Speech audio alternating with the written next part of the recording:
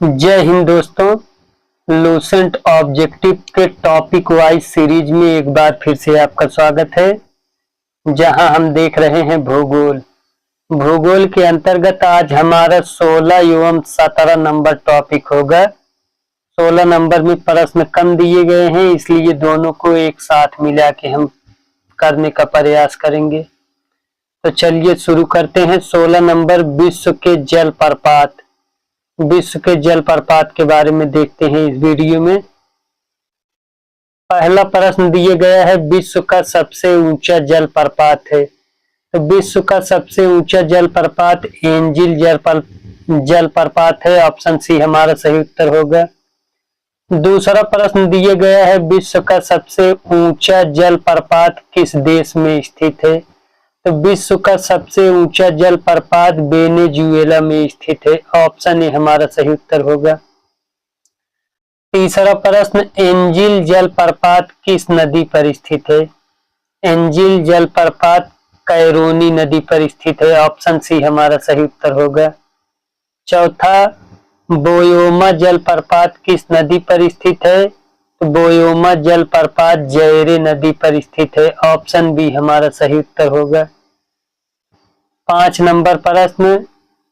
Number प्रश्न दिया गया है, स्टेनली जलप्रपात किस नदी पर स्थित है। स्टेनली जलप्रपात कांगो नदी पर स्थित है। ऑप्शन बी हमारा सही उत्तर होगा।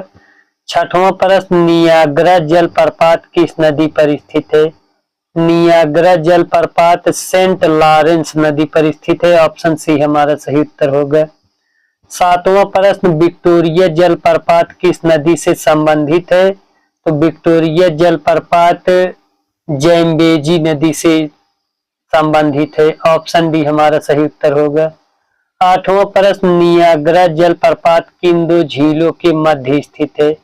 नियाग्रा जलप्रपात ईरी और ओंटेरियो जलप्रपात के बीच या झीलों के बीच स्थित है। ऑप्शन सी हमारा सही उत्तर होगा। 9वां प्रश्न, नियाग्रा प्रपात है तो नियाग्रा प्रपात यूएसए में है। ऑप्शन डी हमारा सही उत्तर होगा। 10 नंबर प्रश्न, नियाग्रा जलप्रपात किसकी सीमा पर स्थित है। तो नियाग्रा जलप्रपात यूएसए एवं कनाडा की सीमा पर स्थित है। ऑप्शन बी हमारा सही उत्तर होगा। 11 नंबर प्रश्न, सुमेलित कीजिए जलप्रपात संबंधित नदी। एंजिल जलप्रपात। एंजिल जलप्रपात कारोनी नदी। बोयोमा जलप्रपात। बोयोमा जलप्रपात जैरे नदी। स्टेनली जलप्रपात। स्टेनली जलप्रपात कांगो नदी। विक्टोरिया जलप्रपात जैम्बेजी नदी पर स्थित है। ऑप्शन हमारा इसमें डी हो जाएगा सही उत्तर।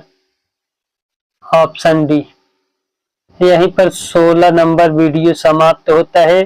टॉपिक नंबर 17 को भी इसी के साथ हम देखते हैं।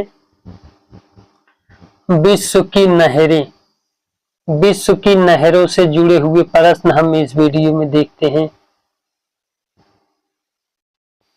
पहला प्रश्न दिया गया है, पनामा नहर किन दो महासागरों को जोड़ती है। तो पनामा नहर प्रशांत महासागर एवं अटलांटिक महासागर को जोड़ती है। ऑप्शन बी हमारा सही उत्तर होगा। दूसरा प्रश्न दिया गया है, पनामा नहर व्यापारिक दृष्टि से सुएज नहर की अपेक्षा कम महत्वपूर्ण है, क्योंकि घने आबाद देशों का व्यापार पनामा नहर द्वारा नहीं होता है। ऑप्शन सी इसका सही उत्तर हो जाएगा। तीसरा प्रश्न दिया गया है, पनामा नहर के संदर्भ में निम्नलिखित में से कौन सा कथन सही नहीं है। कौन सा कथन सही नहीं है हमें बताना है। तो यह मार्ग पहले एक डेल्टा के रूप में था। ऑप्शन ए यही सही नहीं है। संसार का 25% व्यापार इस नहर के द्वारा होता है, सही है। यह नहर अटलांटिक महासागर व प्रशांत महासागर को मिलाती है, ये भी सही है। इस मार्ग की लंबाई 64.8 किमी है। ये भी सही दिए गया है। चौथा प्रश्न दिए गया है, पनामा नहर के उत्तरी सिरे पर कौन सा पत्तन स्थित है? पनामा नहर के उत्तरी सिरे पर कोलोन पत्तन स्थित है। ऑप्शन बी हमारा सही उत्तर होगा। पांचवा प्रश्न, पनामा नहर के दक्षिणी सिरे पर स्थित पत्तन है। पनामा नहर के दक्षिणी सिरे पर स्थित पत्तन है पनामा। ऑप्शन ए हमारा सही उत्तर हो जाएगा। 6 नंबर प्रश्न, विश्व की सबसे बड़ी जहाज रानी नहर है। तो विश्व की सबसे बड़ी जहाज रानी नहर सुएज नहर है। ऑप्शन बी हमारा सही उत्तर होगा। 7वां प्रश्न, सुएज नहर जोड़ती है। सुएज नहर भूमध्य सागर को लाल सागर से जोड़ती है। ऑप्शन ए हमारा सही उत्तर होगा। 8वां प्रश्न, सुएज नहर के उत्तरी सिरे पर कौन सा पत्तन स्थित है? तो सुएज नहर के उत्तरी सिरे पर पोर्ट सईद पत्तन स्थित है। ऑप्शन बी हमारा सही उत्तर हो जाएगा। 9वां प्रश्न दिए गए है, सुएज नहर के दक्षिण सिरे पर कौन सा पत्तन स्थित है? सुएज नहर के दक्षिण सिरे पर सुएज पत्तन स्थित है। ऑप्शन ए हमारा सही उत्तर होगा। 10वां प्रश्न, सुएज नहर में झालों का पूर्णतः अभाव क्यों पाया जाता है? तो सुएज नहर में झालों का पूर्णतः अभाव नहर के दोनों किनारे एवं समुद्र तल के जल स्तर में समानता पाई जाती है, इसलिए झालों का पूर्णतः अभाव पाया जाता है। ऑप्शन सी हमारा सही उत्तर होगा। 11 नंबर प्रश्न, सुएज नहर का निर्माण कब प्रारंभ हुआ? तो सुएज नहर का निर्माण 1854 ईस्वी में प्रारंभ हुआ। ऑप्शन ए हमारा सही उत्तर होगा। 12 नंबर प्रश्न, सुएज नहर कब बनकर तैयार हुआ?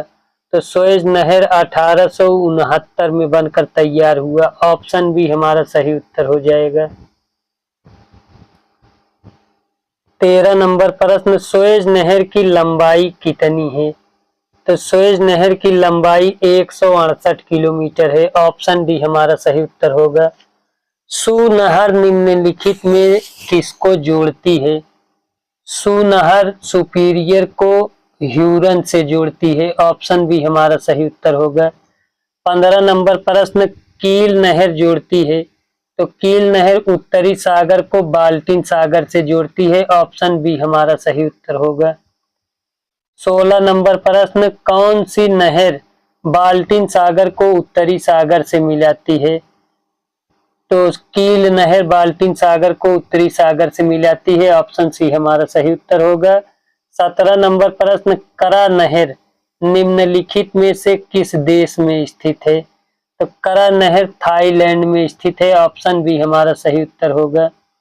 18 नंबर प्रश्न, पनामा जल डमरू मध्य के आर पार नहर खोदने का विचार रखा था। तो पनामा नहर के आर पार नहर खोदने का विचार हमबोल्ट ने रखा था। ऑप्शन डी हमारा सही उत्तर हो जाएगा। 19 नंबर प्रश्न, निम्नलिखित में से कौन सा कथन सही नहीं है? तो इनमें से कौन सा कथन सही नहीं है? तो सू नहर स्वीडन में है। यह स्टॉकहोम तथा गोटेनबर्ग के बीच में है। यही सही नहीं है। ऑप्शन डी हमारा सही उत्तर होगा। 20 नंबर प्रश्न, सुएज नहर के खुलते ही निम्नलिखित में से किनके बीच समुद्री यात्रा का मार्ग छोटा हो गया? तो लंदन और चेन्नई के बीच। ऑप्शन डी हमारा सही उत्तर होगा। 21 नंबर प्रश्न, पनामा नहर सुएज नहर से भिन्न है क्योंकि इसमें लाक जलपराश प्रणाली है। ऑप्शन ए हमारा सही उत्तर होगा। लास्ट प्रश्न आज का देखते हैं, पनामा नहर का निर्माण किस वर्ष हुआ था? तो पनामा नहर का निर्माण 1914 में हुआ था। यहीं पर हमारा वीडियो समाप्त होता है। वीडियो देखने के लिए धन्यवाद।